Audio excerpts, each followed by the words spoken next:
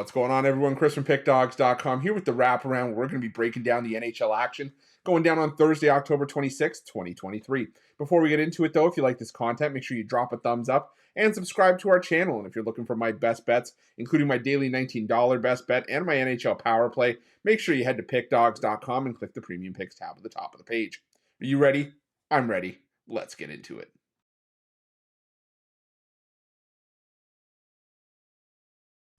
Our first game takes us to the PPG Paints Arena, where the Pittsburgh Penguins take on the Colorado Avalanche.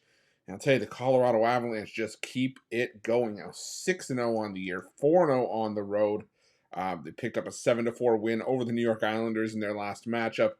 And I've said this before, I know you can't win every single game. Teams aren't going to go 82-0. But the Colorado Avalanche are just one of those teams I'm going to continue to strike while the iron is hot. The Pittsburgh Penguins, they've lost 3 straight. They're 2-4 on the year. And I don't trust the goaltending for the Penguins. I know they've still got some talented players like Evgeny Malkin and Sidney Crosby. But for my money, the Avalanche right now are the best team in the NHL. If they're not the best, they're probably top 2. I really like the way this Avalanche team is playing. And until they give me a reason not to, I'm going to keep backing them, especially when we're getting reasonable prices like this. So give me the Avalanche minus 138.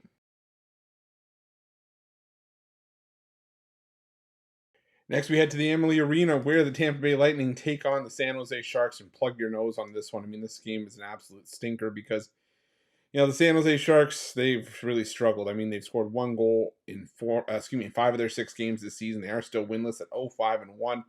The Tampa Bay Lightning are obviously the better team here, but they've been inconsistent. They have a bunch of 1-goal wins, so anytime that they are heavily favored, a lot of times they don't always hold a ton of value on the puck line. And there are also times where, they can put up a stinker as well.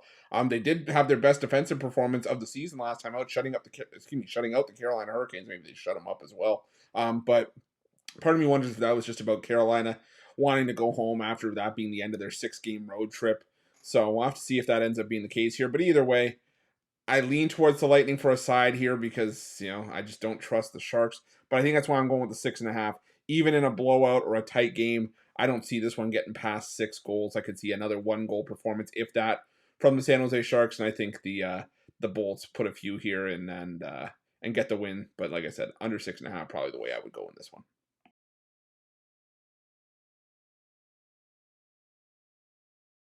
Next, we go to the TD Garden, where the Boston Bruins take on the Anaheim Ducks. And well, for Boston, it continues to be business as usual for the Boston Bruins, who just keep rolling. I mean, like I've said it time and time again, the thing about the Boston Bruins, they're not blowing teams out offensively. They are just playing really, really, really sharp defense. They've yet to allow more than 2 goals in a game this season, and I truthfully doubt that the Anaheim Ducks are going to have anything to say about that. Sure, this is an Anaheim team that's had some semblance of success on the puck line on the road. They've played 2 straight 1-goal games on the road. Those came against the Columbus Blue Jackets and the Anaheim Ducks. This is a Boston Bruins team that we're talking about that's played some of the best hockey at home over the last year plus. TD Garden ain't no place to mess with, especially if you're the Anaheim Ducks. I know this run won't last forever with the Boston Bruins, and maybe, a team like Anaheim is a normal look-ahead spot for certain teams, but this Boston Bruins team, to me, just seems too good to treat this as a look-ahead. I'm going with the Bruins on the puck line in this one.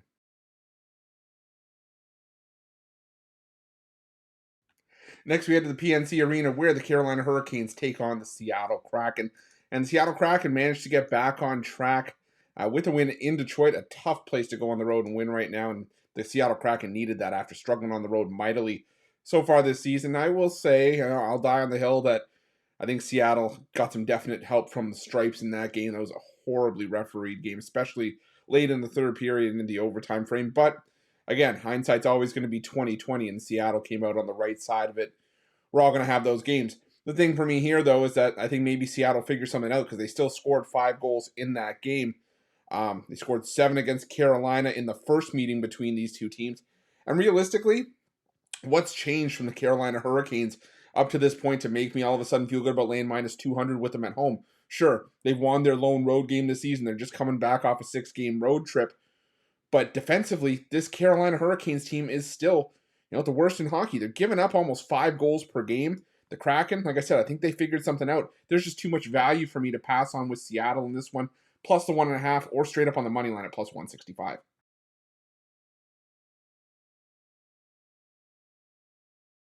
Next, we had the Little Caesars Arena where the Detroit Red Wings take on the Winnipeg Jets.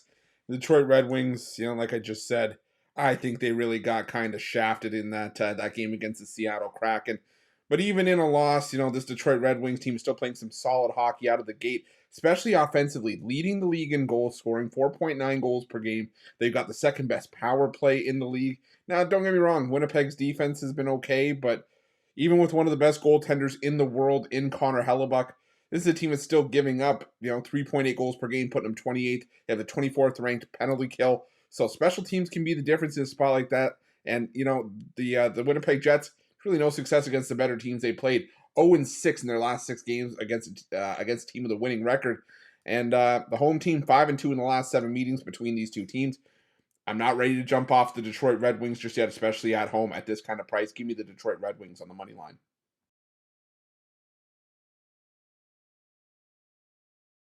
Next, we head to the Bell Center, where the Montreal Canadiens take on the Columbus Blue Jackets. And I won't lie to you, I went back and forth on this game for a little bit. I kind of struggled with it, mainly because both teams have actually been playing fairly well out of the gate, maybe a lot better than I should have given them credit, or than I did give them credit for. Columbus won 3 of their last 5. They did lose to the Anaheim Ducks last time out, and they beat the Minnesota Wild in their last road game. But outside of that, we haven't really seen them much on the road this season. They've actually only played the one road game. On the other side, you got Montreal, who has played 4 times at home this season, but scoring continues to be an issue for the other Montreal Canadiens. They have scored 3 goals or less in each of their last 5 games. But the thing for me here is that the Columbus Blue Jackets are still not a team I'm looking to back on the road. Even though they got that win in their lone road game, there's something off about Minnesota's goaltending this year. And head to head between these two teams, the favorite is 5-1 in the last 6 meetings. Columbus has had some success there, but I just trust Montreal at home a little bit more here. Not a game I'm rushing to the window to bet, but I would lean towards Montreal on the money line here.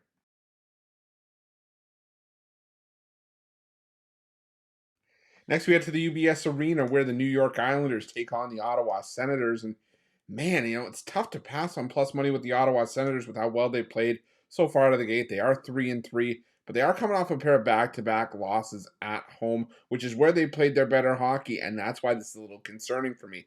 Sure, the New York Islanders are a team that I have faded in bunches as of late, and the goaltending hasn't been as sharp for the Isles in some of their recent games. I mean, Ilya Sorokin has given up 5 goals in each of his last 2 starts, but we know what Sorokin is, or at least I know what Sorokin is, when he's on point. This is a world-class goaltender that is easily in the top 5 in the NHL.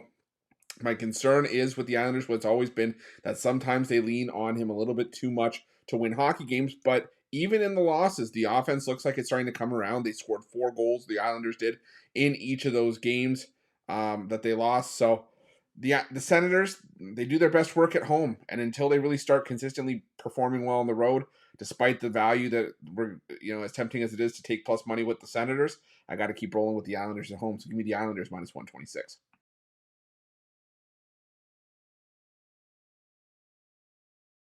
Next, we head to the Wells Fargo Center, where the Philadelphia Flyers take on the Minnesota Wild.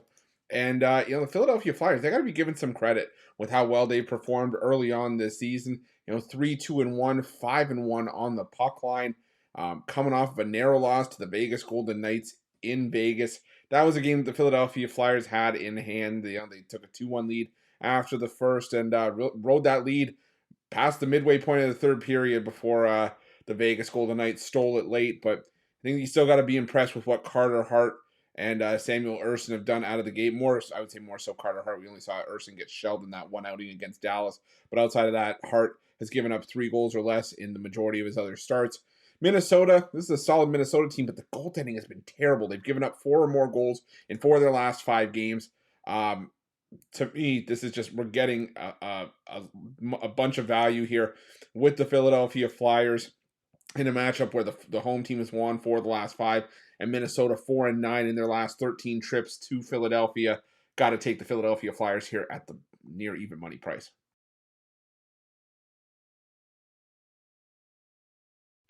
Next, we head to the American Airlines Center, where the Dallas Stars take on the Toronto Maple Leafs, and should be a pretty good match between 2 of the better teams in the NHL, especially out of the gate. The Dallas Stars 4-0-1, while Toronto 4-2 on the year. Now, Dallas, I've said before on the wraparound that Jake Ottinger probably still going to be my favorite to win the Vezina this season. I think he's due for a breakout year. And the Dallas Stars are playing some solid hockey. They're just coming off a 4-1 win over the Pittsburgh Penguins. The problem is that, I just don't know how much I trust him against this Toronto Maple Leafs team that's had Dallas's number for the past few years. Toronto 8-2 in the last 10. They've won 4 straight head-to-head in this matchup. And, the Leafs, they looked good against Tampa Bay, rallying late to get the win there. They stifled the Washington Capitals. And now, for Toronto, whether it's Joseph Woll or Ilya Samsonov, I think the goaltenders are going to be putting their best foot forward. Ilya Samsonov trying to get back between the pipes for Toronto, and Joseph Woll, a rookie, trying to earn his place, hold on to that number 1 spot, maybe get himself a nice payday once his rookie contract is up. But either way, it's not often you're going to get the Toronto Maple Leafs at plus money. Not a game I'm rushing to bet. I'd watch this one as a fan, but just strictly based on the value, I'm going to take the Maple Leafs here at plus 102.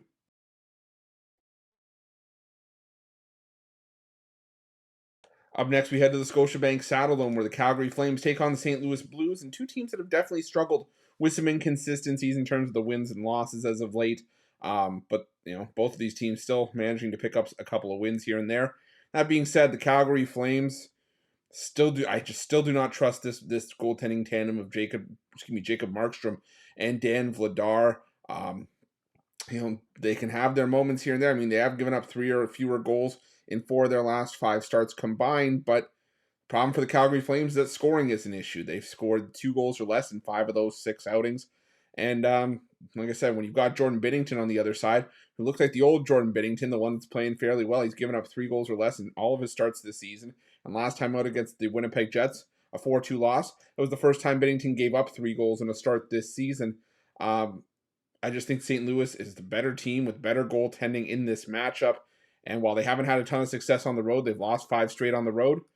They're still 5-1 in the last 6 meetings in Calgary, 8-2 in the last 10 meetings overall. Way too much value here for me to pass on with the Blues. So give me the Blues at plus 142.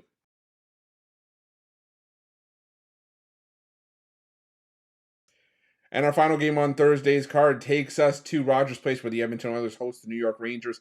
And I had doubts about the Edmonton Oilers at the best of times, given the state of the goaltending situation here. As I have said before, I just do not trust the combo of Jack Campbell or Stuart Skinner as far as I can throw them.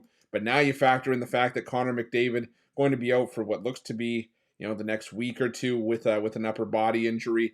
And I have even less faith in this team right now. That's 31st in defense, allowing 4.5 goals per game.